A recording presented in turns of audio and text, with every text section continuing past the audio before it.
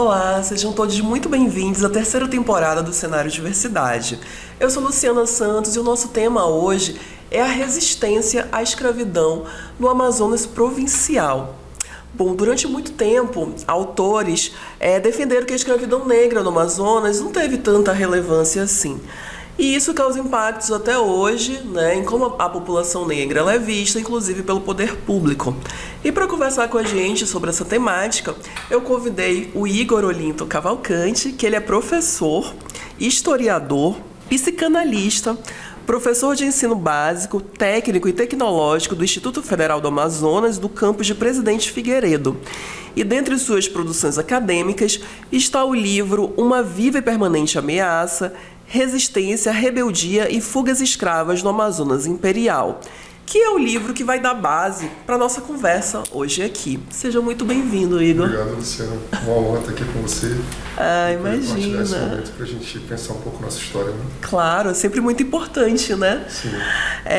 Igor, eu vou começar lendo um trechinho que é bem o início mesmo da introdução dessa tua obra, né? Que ela fala assim: persiste de forma profunda no imaginário local a ideia de que a instituição escravista foi um aspecto periférico do passado, um tropeço talvez no que é tratado como um longo caminho trilhado rumo ao progresso e ao desenvolvimento. Assim, alicerçou-se uma determinada memória histórica, a partir da qual se preza muito mais a ausência que simplifica do que a complexidade resultante da presença da escravidão no nosso passado histórico. Então, a gente tem um exemplo aqui de uma história única que habitou, então, esse imaginário aqui do nosso Amazonas? Sem dúvida, né? Eu acho que o eu ideal do amazonense, ele se forma historicamente no interior dessa casa de angústia, digamos assim, em que toda a cosmogonia, ou seja, a visão de mundo de populações indígenas e populações africanas, como uma ameaça, né, a existência desse eu ideal do amazonense, que obviamente está se identificando, que se identificou ao longo do tempo com o imaginário branco, né? Aqueles que acreditam que descendem de Adão e Eva e toda a mítica ocidental branca, católica, né? E com esses ideais de cavalaria e tudo isso que a gente conhece do mundo branco, digamos assim. Então o Amazonas se forja no interior desse mito, né? O nome da nossa região, pelo menos simbólica, né? Amazonas deve a esse imaginário das guerreiras gregas, né? Mulheres lutadoras e como isso vai se organizando aqui. E esse o ideal do amazonense teme, né, essas outras formas de ver, outras formas de vida, né, outras formas de organização social, outras formas de relações de parentesco. Tudo isso perturba muito esse imaginário angustiado dos amazonenses, que de modo geral também é o eu ideal do brasileiro, né? A gente tem muito forte essa identificação com o mundo branco e uma luta, não é, para se afastar de tudo que não se enquadra dentro dessa fantasia, né, estrutural que nos identifica com o mundo cristão, o mundo branco, o mundo ocidental. Então eu vejo que a história do Amazonas tem isso, né? E como parte desse processo tem essa coisa ambígua da nossa formação, que eu até, para quem tiver a oportunidade de ver um quadro muito famoso, A Redenção do Amazonas, do Aurélio de Figueiredo, que está lá na Biblioteca Pública, né? Foi pintado no final do século XIX, 1884, vai ter ali uma espécie de condensação naquela imagem, Luciano, tu lembra dela? É uma imagem que você tem ali na esquerda, uma mulher indígena apontando o caminho para um homem negro, que está marcado ali pelas insígnias da escravidão, né? Alguns sinais de que ele também sai da escravidão, sai do cativeiro para o mundo dos libertos, né, por conta da abolição e a citação à abolição no Ceará.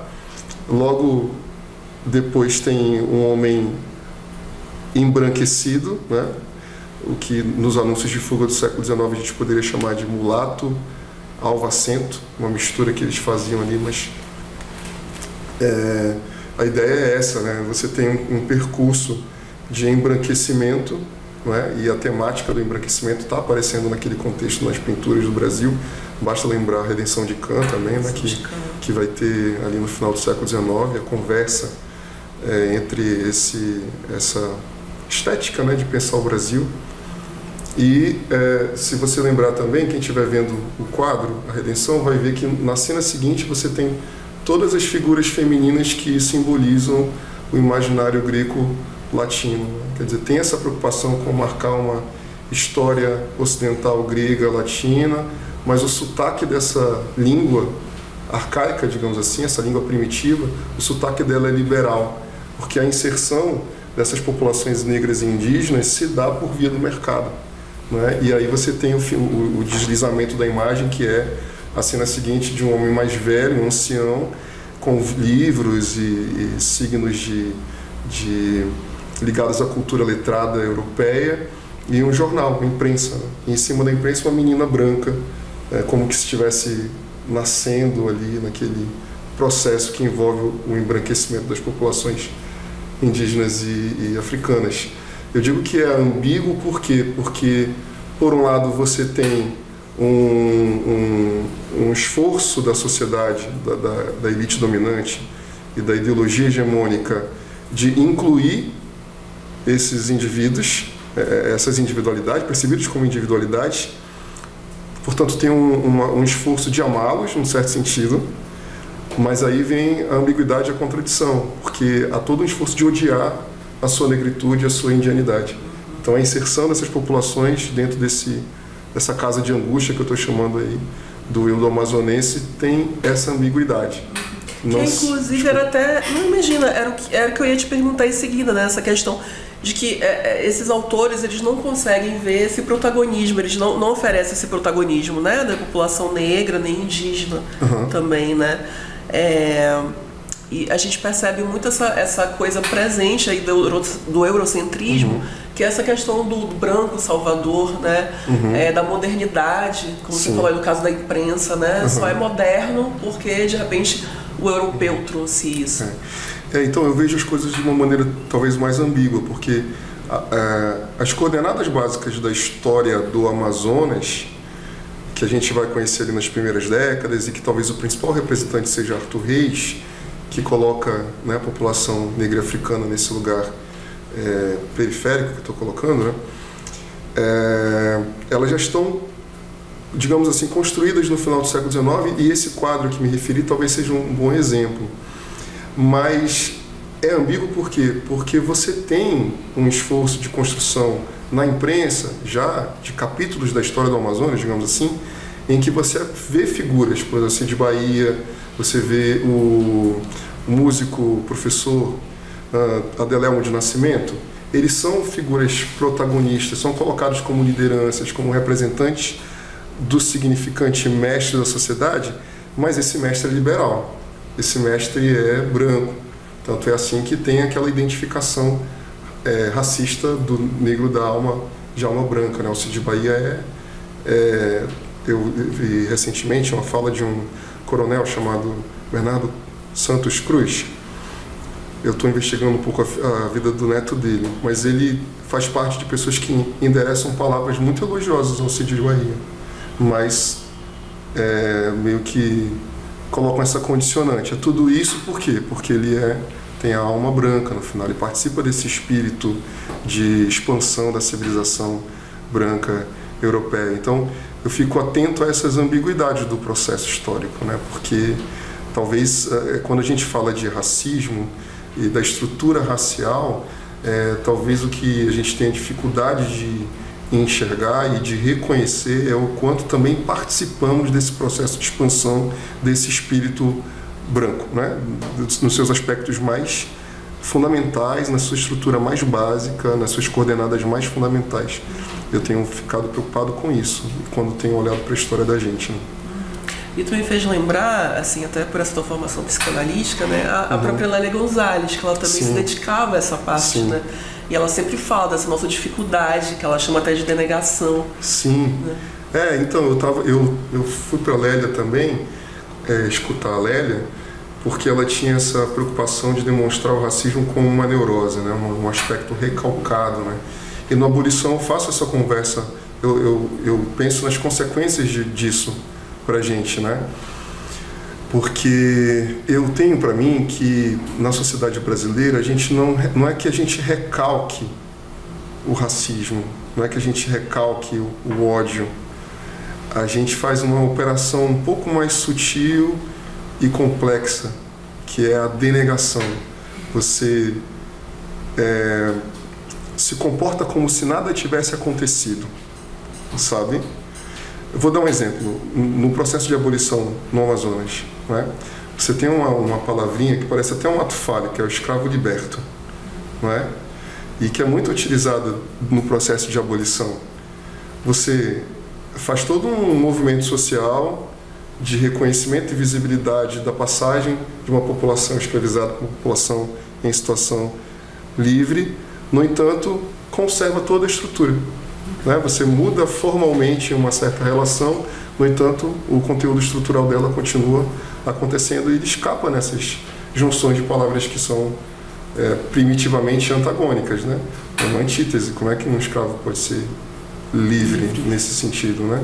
Então, me parece que a gente fez a abolição, mas afinal nada mudou a rigor, né? A gente tem um pouco consciente isso. Então, não é que a gente recalque, a gente denega o racismo, ou seja, finge que nada aconteceu, continua agindo. Não sei se eu me expliquei bem, que eu tenho me batido com essa ideia, assim, tentado pensar como é que ela vai deslizando no nosso comportamento, sabe? E acho que isso tem a ver com os impasses da nossa luta política contemporânea, mas aí a gente pode falar isso mais para frente, né? Claro. E aí eu queria te perguntar qual a importância, né, de reverter essa visão deturpada justamente da história, né? Como que isso causa impactos ainda hoje, né? Como eu puxei lá no início do programa. Sim. Eu vou tentar falar um pouquinho da minha própria trajetória, porque eu acho que isso ilumina muitas coisas para muita gente, assim, né? Foi impactante, traumático, sabe? Foi de reencontrar uma verdade realmente obliterada, né? Quando a gente se dá conta da presença forte e até maciça, eu diria, em termos de densidade cultural da população africana. E quando chega na faculdade, começa a pesquisar isso e se dá conta de informações e vai dando conta de todo um universo que estava ali invisibilizado para você, né? E que faz parte do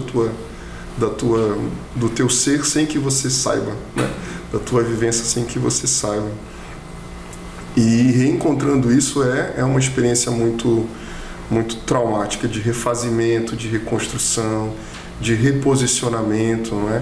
Quando a gente leva essas histórias para a sala de aula, e eu tenho, desde que a gente saiu da graduação, 2013, começou a atuar e levando essas histórias, que são histórias do Amazonas, não é? Para quem até então acreditava que não havia negros, não havia, enfim, cultura africana, não havia nada disso que a gente já sabe que há. É muito interessante verificar como isso rapidamente irradia, né, em termos de reconhecimento e busca por afirmação desse passado e dessa diversidade. É muito interessante. Por outro lado, o que eu também percebi e eu tenho estado atento é o quanto o discurso contra o racismo, contra o machismo, contra as articulações que o escravismo, o racismo tem com o patriarcado, como isso interpela os sujeitos a ou se identificarem com escravizados ou, né, pessoas que estão lutando pela liberdade, pela emancipação, pela ampliação desses espaços de liberdade para mulheres negras, para homens negros, interpela eles a ocupar essa posição ou ocupar a posição do opressor, digamos assim, do branco, não é, que se identifica como branco, que não se percebe nessa economia de signos que faz parte de tudo aquilo que a gente está valorizando agora, que historicamente foi alvo do endereçamento do ódio, da nossa própria formação enquanto amazonense. Percebe as contradições surgindo aí nesse processo? Então, foi muito assustador ver as pessoas não só desejando, mas reivindicando o direito de parecer o opressor, parecer o senhor de escravos, parecer o homem branco, parecer o homem chefe de família, patriarca, que é ele que manda na casa, ele é a cabeça da casa. É um processo muito complicado de você gerenciar, por exemplo, em sala de aula, porque também vai falando um pouco dos limites da nossa própria compreensão sobre o processo histórico. Quer dizer, será que apenas lembrar e fazer lembrar e reconhecer e dar visibilidade para essas trajetórias de luta é suficiente, não é, dentro do contexto que a gente está vivendo, de disputas e conflitos e antagonismos cada vez mais brutais e violentos, como a gente tem visto até, digamos assim, recrudescer, não é? Nos últimos anos a gente teve, nos últimos 20 anos, vamos colocar assim, a gente teve várias conquistas, né? A gente teve a lei de cotas, a gente teve lei antirracista, né? de formação e educação para a cultura indígena, para a cultura negra africana dentro da sala de aula. A gente teve a Maria da Penha, que agora fez 17 anos, né? Anteontem, acho. A gente teve vários apontamentos no campo do direito para a preservação de populações vulnerabilizadas, né? E, no entanto, muito rapidamente essas coisas foram meio que se desestruturando e se reconfigurando no espaço público, uma lógica até mais perversa, até demandando uma reorganização da sociedade de maneira até mais cruel contra esses sujeitos que a gente vinha ali tentando criar um arcabouço legal de direito e de acesso à cidadania, de acesso a direitos que os protegessem, né? Então, eu acho que é de suma importância, respondendo mais objetivamente a tua pergunta, é de suma importância a gente identificar no passado esse déficit de diversidade e de complexidade, que era um pouco o que nos guiou, né? Liderados ali pela professora Patrícia Mello nesse início de reconhecimento da nossa própria história e desses traços de africanidade e de indianidade. É fundamental reconhecer esse déficit de complexidade e de diversidade. No entanto, me parece que isso não é suficiente. Me parece que a gente tem que dar um passo adiante, que é reconhecer onde nós fracassamos no passado. Onde foi que a gente fracassou, de modo que a história continua se repetindo, de modo que a gente continua mais ou menos no mesmo lugar. Eu diria até que a escravidão está mais próximo da gente do que a gente imagina, né? Assim, se a gente for pegar alguns indicadores do país, tem um teórico, tem um estudioso, um rapaz usando a palavra sub-humanos, produção de sub-humanos para identificar as permanências da escravidão no tecido social brasileiro, sabe? Eu acho que é disso que se trata, assim, né? Se a gente realmente está preocupado em valorizar e reconhecer a diversidade do nosso povo, há que se olhar para essa estrutura fundamental de escravização da gente, né, dos nossos seres, que anda galopando por aí, né? Galopando.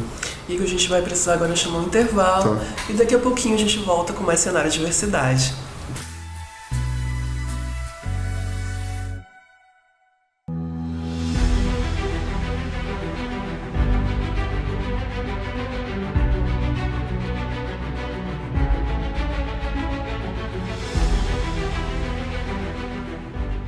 Responsabilidade, jornalismo profissional pautado na técnica, a Rede Cenarium cumpre a missão de falar da Amazônia para o mundo. Com uma equipe de profissionais capacitados e comprometidos com a qualidade da informação, a revista Cenarium conquistou a certificação da ISO 9001, se tornando a primeira revista eletrônica de notícias com selo de qualidade. A revista física também possui o selo internacional normalizado para publicações seriadas, o ISSN. Com profissionais espalhados pela região norte, a Cenarium tem representantes em Roraima, Rondônia e Pará, com atuação jornalística e foco nos 9 estados da Amazônia. As premiações e reconhecimentos também já fazem parte dos 3 anos de existência de um dos veículos de comunicação que já está entre os principais canais jornalísticos da região. A Rede Cenarium está presente em todas as plataformas com o site Revista Cenarium, Agência Cenário Amazônia e TV Cenário Amazônia.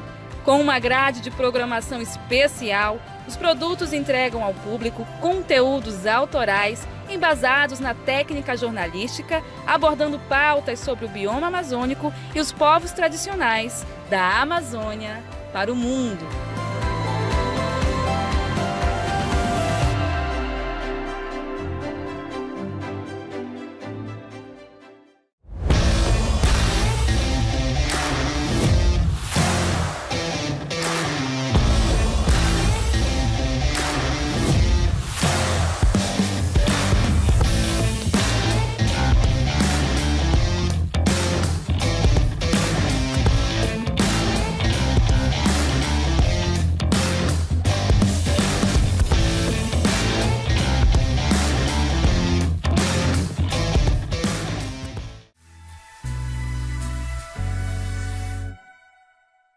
Estamos de volta com o Cenário Diversidade de hoje, que recebe o professor Igor Olito Cavalcante.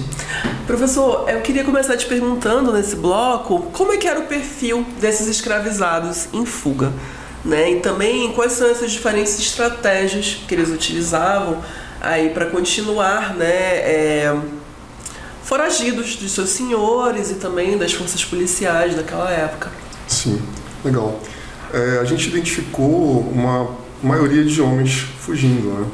Fugindo individualmente, geralmente ali entre os 20 e 30 anos, ou seja, uma idade produtiva. É isso, né? Força de trabalho ali. É um não, né? É um não quero a escravidão muito, muito nítido aí. E são homens fugindo para o interior, para regiões mais distantes, para cabeceiras de rio, para fazer... A característica dos mucambos, a gente não tem grandes quilombos como tem no Sudeste, no Nordeste brasileiro. A gente tem quilombos que se formam, agrupamentos familiares, que logo se desfazem para fugir, né, da presença policial, que embora atuante, mas eu costumo dizer no livro vacilante, né, porque também não tinha uma estrutura muito bem formada, nem de presídios, nem de força policial.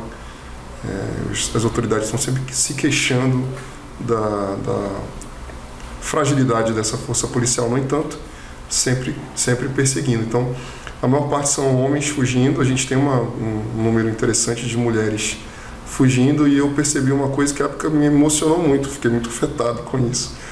Não sei se é bobagem minha, mas enfim. Eu percebi que a maioria das mulheres foge para reencontrar filhos, amores, né? Elas fogem para recompor o seu laço familiar.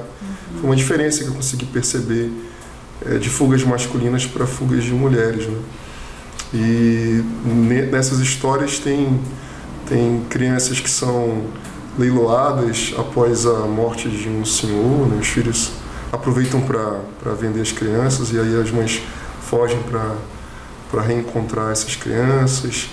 A gente tem fugas em que um casal foge, imediatamente depois aparecem notícias de que estão com uma criança, o que nos indica, né, evidencia de que a fuga foi esse espaço de liberdade para criar um laço familiar fora do cativeiro.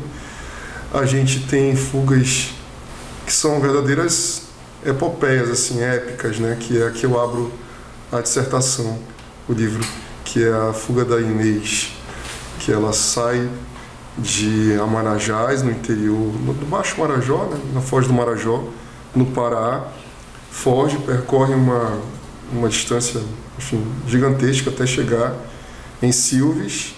Em Silves, foge com 2 crianças de colo,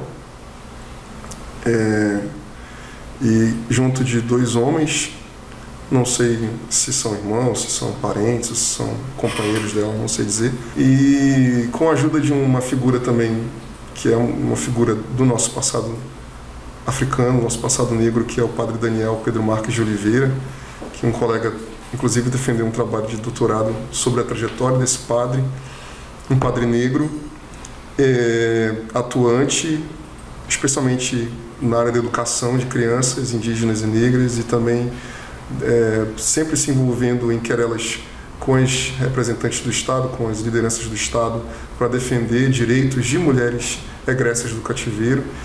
Esse padre ajuda Inês, acolhe Inês, protege Inês.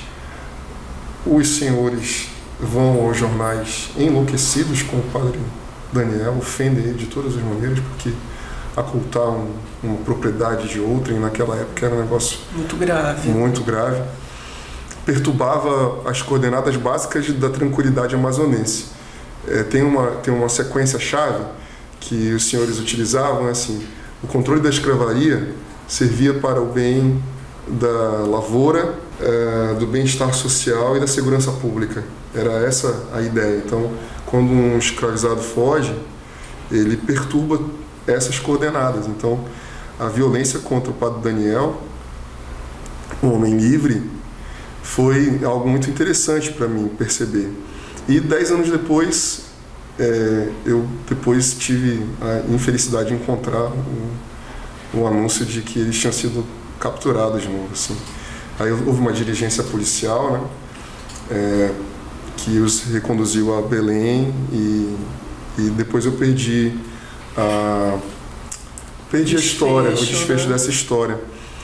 Mas tem isso, e também tem uma outra coisa interessante que a gente percebeu durante a pesquisa, foi que Manaus é um lugar de muito fluxo de gente, né? É um espaço em que tem muita gente fugindo, chegando, tem muita gente saindo em fuga. Então tem um trânsito, assim, muito interessante. Às vezes são fugas rápidas, fugas de semana, o que permitem a gente argumentar que essas são fugas de negociação. A gente fala isso no livro, na dissertação. Negociando autonomia, basicamente é isso. A gente reconhece pela documentação que Manaus tem alguns espaços em que esses escravizados podem viver de forma autônoma frente ao seu senhor. Quer dizer, não vivem diretamente na casa senhorial, mas vivem numa casa alugada, num lugar de trabalho, vivem, enfim, né, podendo criar ali algum arranjo. Escravizados de ganho, mais ou menos. Isso, que a historiografia chama de ganho, né, ou seja, trabalham, e parte do que eles trabalham, eles entregam uma parte para o senhor e outra parte fica reconhecida como um pecúlio, que também já é resultado de uma disputa, né, histórica em todos os lugares onde a escravidão se deu, para que o escravizado pudesse ter esse direito, né, direito costumeiro, assim, né, a gente fala, costume que acaba se tornando uma lei. Então, as estratégias são também variadas, né? A gente tem essa estratégia de manter mucambos que logo se desfazem, né, que vão se movimentando por toda a Amazônia. Você tem alguns lugares que acabam se solidificando mesmo como lugares de proteção, né? Eu sempre gosto de lembrar em Parintins, o quarteirão do Mucambo, que a polícia reconhece como normal que haja ali um fluxo de pessoas brancas, indígenas, soldados desertores, enfim, que vão para essas regiões. A gente tem gente de Cuiabá, do Mato Grosso, vindo para cá. A gente tem fluxo de pessoas indo para fora do Brasil, uma preocupação com o controle das fronteiras, porque não sei se quem estiver ouvindo e vendo vai se dar conta de que no século XIX a maior parte da América Latina já aboliu a escravidão. E a Constituição, isso, né? Nós temos essa identificação, somos os últimos a terem abolido a escravidão. Aí a Constituição Imperial sinalizava essa possibilidade de que, pisando em solo livre, a pessoa tem a sua liberdade legalizada, né? Então havia uma preocupação com o controle das fronteiras e a irradiação de uma suspeição generalizada. Então, especialmente nos lugares de fronteira, né? Se você não é conhecido e você é identificado com sinais de africanidade, você é imediatamente identificado à escravidão até que se prove o contrário, né? Repetindo uma máxima policial da Corte do Rio de Janeiro, implementada pelo Eusébio de Queiroz na década de 30, né? Que institui como um paradigma policial que vai ser replicado em todo o Império, que aquele que não conseguir provar que é livre, ele é escravo até que se prove o contrário, escravizado até que se prove o contrário. Então você tem como estratégia de sobrevivência, a gente percebe ali essa comunicação negra, digamos assim, né? Uma rede de comunicação que permite com que esses fugitivos possam encontrar lugares, caminhos, não é? Percorrer distância, encontrar abrigo, acolhimento em algumas figuras. A gente tem também uma coisa que é muito contraditória, mas que acontece também, a busca por antigos senhores, né, que dá conta disso, assim, né? Tem escravidão e tem escravidão. Tem algumas situações que são admissíveis e tem outras que extrapolam um pouco o senso de justiça da época e que faz com que essas pessoas procurem abrigo num antigo senhor que pudesse ali travar uma negociação que disso resultasse um espaço de liberdade maior. Então, são muitas estratégias nesse sentido que eu consigo lembrar agora para te falar. É claro. Isso. E eu fico muito tentado a lembrar dessa coisa das regiões de Manaus em que mais fugitivos aparecem, que é Remédios, sem dúvida, não é? E ali a região mais próxima mesmo do que a gente chamaria hoje de Manaus moderna, né? Tem um fluxo muito grande para essa área de Manaus, assim, escapando daquela região central onde ficava a Rua Municipal, que hoje é 7 de Setembro, né? Indo mais para essa região dos Educandos, que também é uma região em que tem africano que morre atravessando esse lugar, né? Porque era perigoso chegar lá, quer dizer, enfim, tem um drama nisso, tem tragédias nisso também, mas é também um lugar de muita concentração, de muita articulação, né? De muita solidariedade ali também, porque a gente vê nos jornais isso, assim. Inclusive um lugar que a gente também tem um pouco de dificuldade de localizar, que é a Costa da África, né? Que aparece muito nos jornais como esse lugar onde a cultura africana e afrodescendente é o traço distintivo dessa região de Manaus. Então, Remédios ali, Educandos e a Costa da África. São esses lugares onde a gente tem essa presença, né? De então rebeldes. tivemos a nossa pequena África, não é só o Rio de Janeiro, tivemos também aqui. Exatamente, teve. É uma pena que a documentação do arquivo público ao longo do tempo tenha sido muito violentada, né? Uma pena mesmo, uma pena. Mesmo os jornais que sobreviveram são escassos, é material muito escasso. A gente tem que ficar mesmo pensando uma coisa aqui. Às vezes eu tinha essa sensação mesmo, que era uma informação aqui, aí você junta com outra ali e vai tentando criar um contexto para poder entender do que se trata, afinal. É isso. Igor, me chamou muita atenção também a questão dos capitães do mato, né? Que essa figura, você fala lá que ela não existiria. Sim. Aqui, né? Mas nos bastidores a gente estava conversando e você já acha que tem aí você já tem um novo conceito sobre isso, né? Na época eu estava lendo o José Alípio Goulart e ele fala que uma das figuras chaves, né, é a questão da emergência do capitão do mato no Brasil colonial. E eu não encontrei figuras assim. Tem aquelas figuras que são meio que fiscais de trabalho nas áreas fechadas de obras urbanas, sabe, na cidade, sei lá, vão reformar a matriz, aí fecham um lugar, colocam os indígenas de diferentes etnias, com africanos de diferentes etnias, Angola, Mina, africanos livres, né, e escravizados, ou mesmo homens negros livres, e tem ali o fiscal, uma pessoa responsável, mas a figura capitão do mato não aparece nos anúncios de fuga. Quer dizer, quando os senhores se preocupam em reaver a mercadoria deles, né, eles não têm essa figura-chave. Por outro lado, o que esses jornais também revelam é uma sofisticada teia de comunicação entre os senhores. Eles têm essa rede de comunicação. Então, cada cidade você tem uma pessoa que você representa os interesses daquele senhor que está reclamando ali, enfim, o controle, né, sobre essa vida. Tem essa rede, que é uma rede que, por exemplo, liga senhores do Pará até cidades muito distantes do interior do Amazonas, como Maitá, Borba, enfim, Silves, né, mesmo Serpa.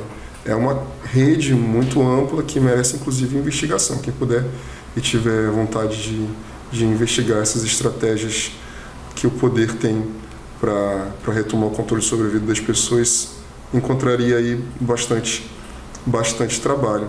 Mas também tem essa outra coisa, né, que eu acho que é muito fluido, né? Não é uma coisa muito consistente, né? O poder tem muitos furos, né? Então sempre é possível escapar, descontornar, driblar. E ao mesmo tempo que tinha essa rede dos senhores, mas também tinha muito essa rede dos próprios escravizados, né? Você falou, eu lembro que eu já li alguma coisa sobre essas trocas, e no teu trabalho tem também, dessa troca inclusive com países aqui próximos, né? Com as Guianas. Sim. Tinha toda essa rede, né? Sim. A província, as autoridades da província, presidente de província, deputados e tal, tinham essa preocupação com o Rio Branco, com a conexão com os marronagem, com os quilombolas, né? Das Guianas ali, porque é uma zona de conflito, né? E há esse deslocamento. Desde a cabanagem, né? A cabanagem já é vista como um movimento internacional, uma revolução internacional, porque as trocas de armas, informações, comida, mantimentos, tudo isso acontece há muito tempo. Então essas redes já estão estabelecidas secularmente, né? E as trajetórias dos fugitivos da escravidão, que tem que estar lutando contra essas situações, ressignifica, digamos assim, né? Se vale disso e vai ampliando essas redes de proteção, né? E aí, quando a gente falava de Manaus, né? Talvez eu tenha esquecido de falar que foi inevitável perceber Manaus como uma cidade negra. Quer dizer, ela é palco da disputa entre esse ideal de civilização, esse ideal normativo moderno, branco, ocidental, e que estava muito estabelecido na historiografia, isso contrapondo-se às presenças indígenas, né, das culturas indígenas.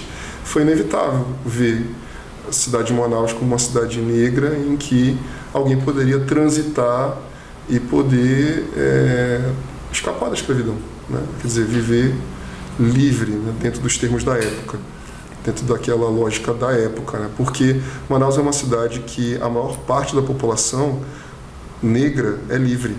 Chega, o número, se não me engano, chega a ser 80%, um pouco mais, de toda a população negra da cidade de Manaus é de homens livres, homens e mulheres livres. Então tem um cenário, não é, em que você pode escapar da escravidão, entre outros que são da sua cultura, assim, compartilham seus sinais de africanidade, mas que não são necessariamente escravos, né? E é uma coisa muito interessante que a historiografia tem apontado hoje, marcado, né? Que a história da população africana no Brasil e no Amazonas, ela não se restringe à escravidão, não é? Existe uma população livre aí que precisa ser estudada e que a gente precisa entender como é que ela lida com esses impasses, né, naquele contexto. Ótimo. A gente vai chamar mais um intervalo. Nossa. E daqui a pouquinho a gente volta, né, com mais cidade de diversidade, e esse tema muito interessante que a gente só aprende. Até Nossa. Mais.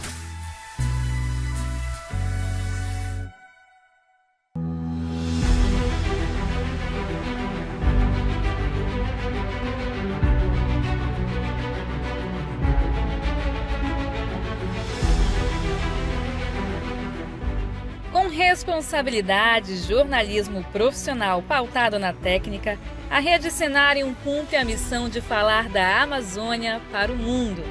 Com uma equipe de profissionais capacitados e comprometidos com a qualidade da informação, a revista Cenarium conquistou a certificação da ISO 9001, se tornando a primeira revista eletrônica de notícias com selo de qualidade.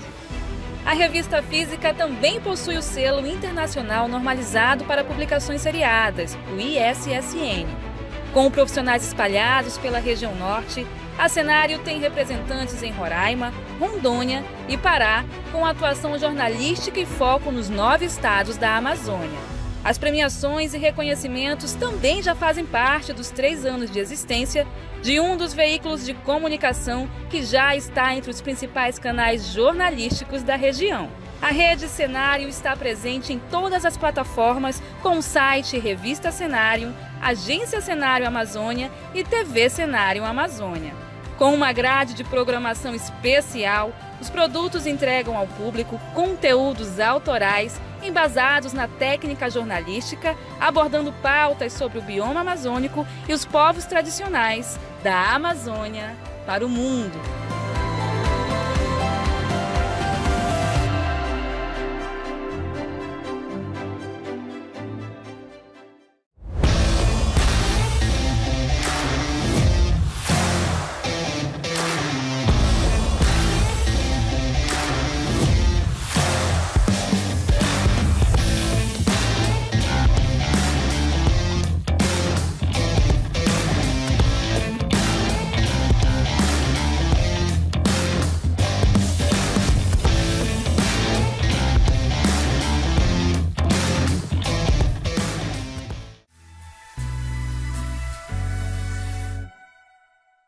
Estamos de volta com o terceiro e último bloco do Cenário Diversidade dessa semana. E antes de retomar o meu papo aqui com o professor Igor, eu queria te convidar para acessar as redes sociais da revista Cenário, que estão aparecendo aqui no vídeo.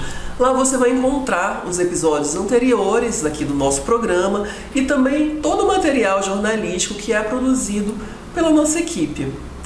Professor Igor, eu queria começar esse bloco te perguntando como é que se deu também essa questão da crise da escravidão, né, juntamente com esse período aí áureo da borracha, né? Como é que se deram essas intersecções, né, nesse período? Sim.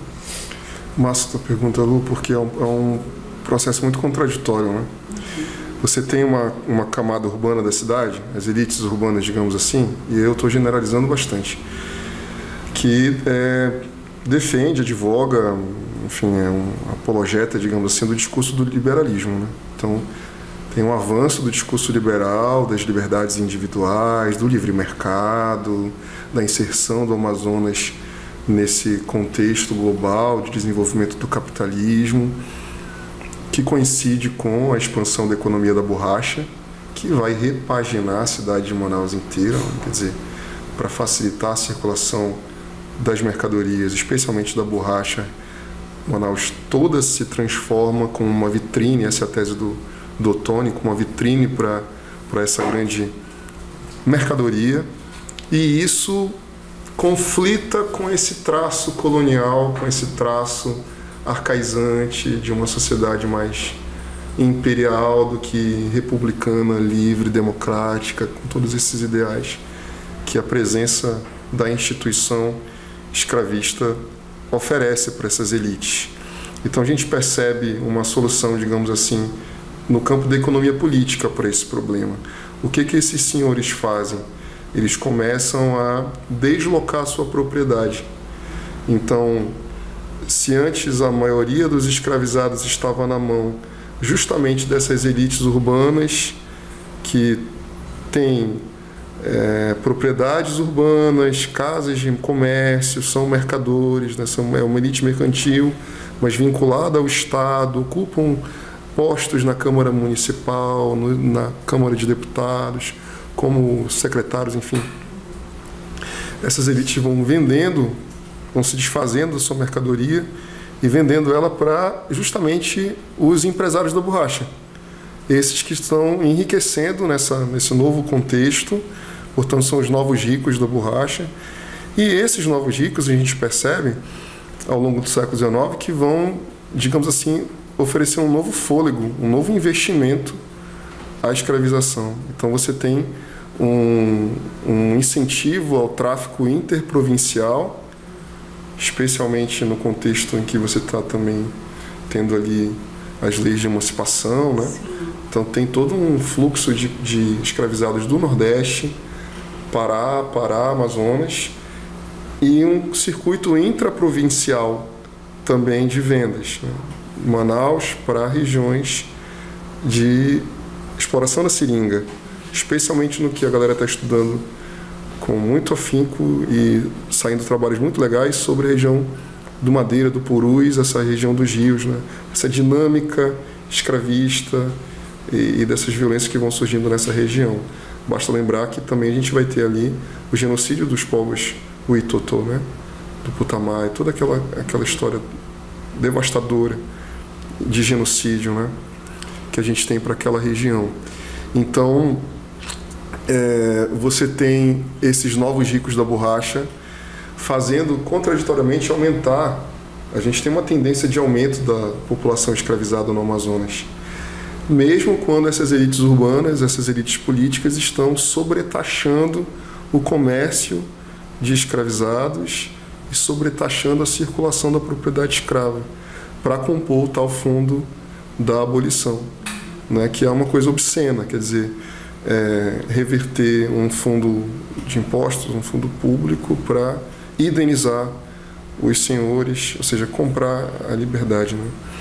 E aí, nesse movimento, a gente tem, nas contradições e nas oposições que essas elites mais brutais, digamos assim, envolvidas com a expansão da economia algomífera, e aí a gente está falando de genocídio, a gente está falando de violência contra, não é, mulheres indígenas, mulheres negras e tal. A gente está falando de tudo isso que é muito dolorido acompanhar nos jornais. Nesse campo de oposições é que entram as trajetórias dessas populações que estão fugindo da escravidão, né, que estão lutando contra a escravidão. Porque a gente vai perceber, isso é um dado do trabalho do Provino, que também lançou um livro recentemente, também foi orientado pela professora Patrícia, que é esse número muito impressionante de mulheres que, com o dinheiro do pecúlio, elas compram a sua alforria. Então, a maior parte dessas alforrias, elas não são caridade, embora na superfície apareça como um ato caridoso, né? Então, as celebrações são muito interessantes, porque tem gente que ainda hoje se vangloria disso, assim. Fulanos estiveram presentes na nossa cerimônia, estiveram sentados lá na cerimônia, e o benemérito fulano de tal entregou a carta para o cicrano, e o cicrano recebeu ela. Aí a gente, mas ele falou alguma coisa? Não, silêncio ainda, né? A gente não consegue entender o que era a compreensão dessas pessoas sobre aquele processo que mudava a sua vida, né? Então a gente percebe isso, quer dizer, o processo de abolição, ele se assenta numa não abolição, né? Quer dizer, ele se realiza plenamente como não abolição. Por quê? Porque afinal de contas foi tudo pago, não foi nada gratuito, dado, concedido, foi um esforço tremendo. Na dissertação, em outros lugares, você pode encontrar histórias de mulheres que procuram a Assembleia Provincial reivindicando a utilização dos fundos públicos, né, conforme as leis de emancipação que foram construídas ao longo da década de 60, 70 e 80, para que seus filhos fossem libertados e elas próprias por conseguinte. Então tem todo um esforço dessa população de todos os mecanismos e estratégias possíveis para garantir o exercício da sua vida em liberdade poder se realizar plenamente. Mas isso não foi calmaria, não foi uma coisa assim blasé, do tipo, somos livres agora e todo mundo junto, debaixo do sol de meio-dia, iguais e não há sombras diferentes entre nós, como houve um esforço de construir essa imagem, né? Essa imagem muito próxima da ideia do Fausto, né? Da ideia Isso é algo que me incomoda muito, e assim, eu vejo que as pessoas ficam impactadas quando a gente fala, né, que não foi algo, assim, que é algo que na verdade envolveu o dinheiro, né?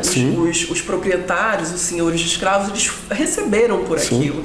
Não foi uma caridade, né? Eu acho que as pessoas vendem muito essa ideia ainda aqui no nosso estado. E essas leis, por exemplo, que você estava falando, elas justamente falam isso, né? É como a questão de outras leis, e aí leis nacionais, por exemplo, a do ventre livre, né? Uhum. Tinha ali determinadas regras, né? O senhor podia ficar com aquela criança durante um tempo e recebia também um dinheiro por isso. São assim detalhes que muitas vezes a gente não vê na escola, uhum, né? E aí fica essa visão deturpada do que na verdade aconteceu. Eu vejo que a gente tem ainda muito aqui, né? Eu acho que quando...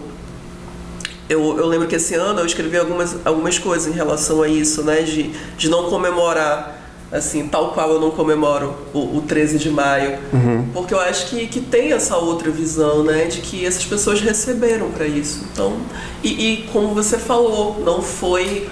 Teve toda uma precariedade, né, nesse pós-abolição.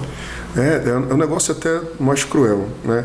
E aí eu preciso controlar um pouco as minhas pulsões sádicas para falar sobre isso, porque você vai encontrando histórias terríveis, assim.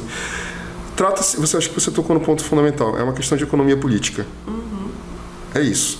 Havia um horizonte em que a escravidão acabaria, eles tinham medo, pânico de revolução escrava, de rebelião escrava. Eu tenho uma história que eu conto do Manuel, ele era escravizado, do chefe de polícia da província. Não sei se você lembra dessa história. Sim, que ele falou que viu pessoas, né, que estavam se preparando para uma rebelião. Eu achei isso o máximo, porque tinha todo aquele pânico por conta da Revolução Haitiana, né, sim, que perturbava ali. A memória da cabanagem. Cabanagem também. Uhum. E ele vai e chega na cidade dizendo assim, olha, eu vi ali um grupo de pessoas com tacape, com terçado, com não sei o quê, com espingarda, na Cachoeira Grande, eles vão invadir a cidade. As elites inteiras, a cidade fica empolvorosa, foram embora. O presidente da província, que estava em missão especial, foi comunicado, sabe lá Deus como, mas teve que voltar. E puseram 24 horas uma diligência policial no meio do mato para encontrar os tais que não encontraram, quer dizer assim, uma fake news que ele soltou e que perturbou, mas dá a dimensão da fragilidade e dessa casa de angústia que eu falei inicialmente, né? Que qualquer coisa se perturba e aí exerce essa explosão de violência que na economia política aparece nessa chave. Quer dizer, no contexto de também oscilações, porque assim, a gente hoje entende que houve uma expansão brutal da economia, que enriqueceu demais, que os barões queimavam com essa fantasia toda, né, dos excessos obscenos que a borracha, a economia da borracha permitia às nossas elites, o Teatro Amazonas e tudo isso, etc.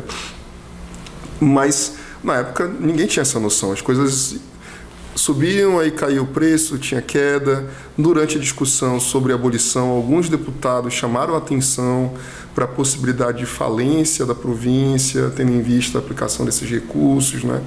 Então, assim, a classe senhorial, ela antevê um problema de prejuízo.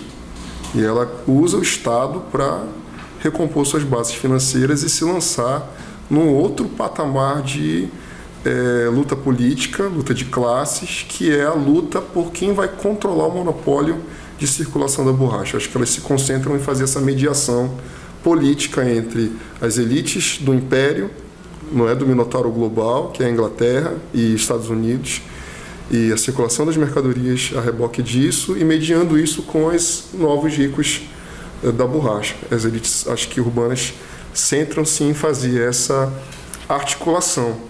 E isso vai para a economia dos afetos. Por quê? Porque a abolição, isso eu trabalho nesse último livro que eu escrevi, Abolição Samba do Cativeiro, eu tento pensar nessas perversões que se constituem justamente nesse processo de denegação, ou seja, você está fazendo o fim da escravidão, mas continua agindo como se nada tivesse acontecido, percebe?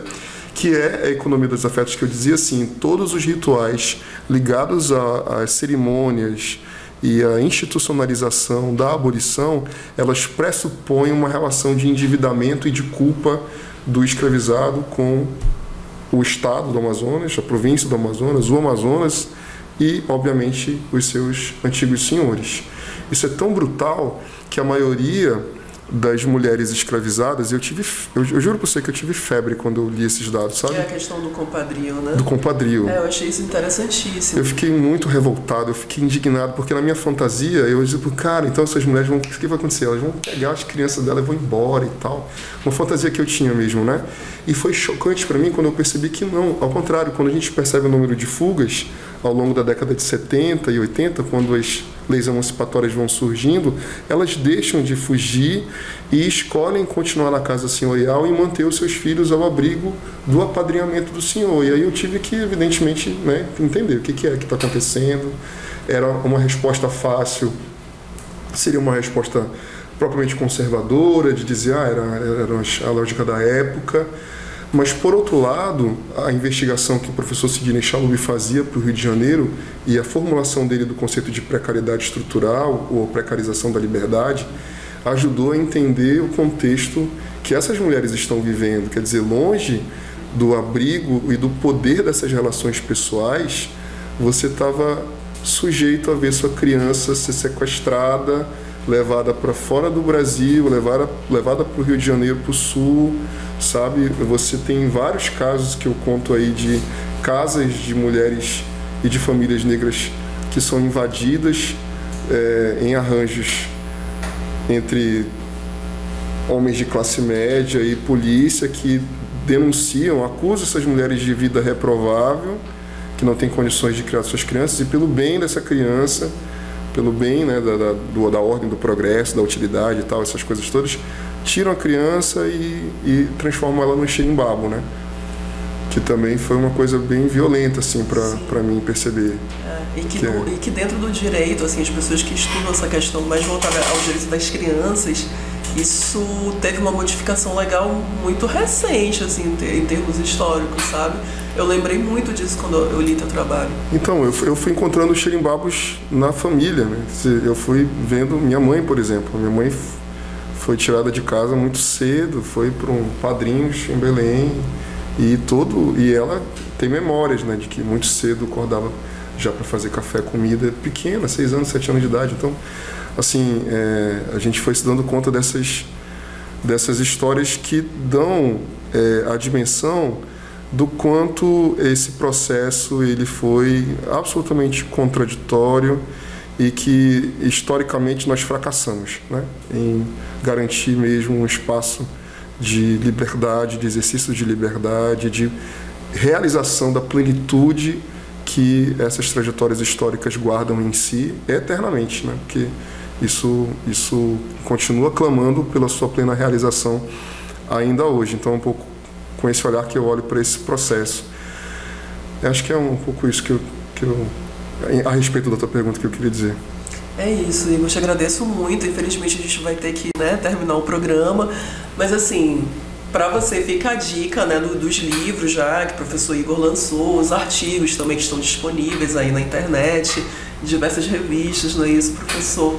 E assim, parabéns pelo trabalho, né? Acho que a gente precisa realmente quebrar essa história única que aí nos acompanhou durante muito tempo, né? Sim. Acho que essa é uma grande oportunidade. Então, muito obrigada. Eu que agradeço. E antes de encerrar, eu queria te convidar novamente a visitar as redes sociais da Cenário. E aí eu também te convido já para o nosso programa na próxima semana, sempre às 9 da noite, na quarta-feira. Até lá!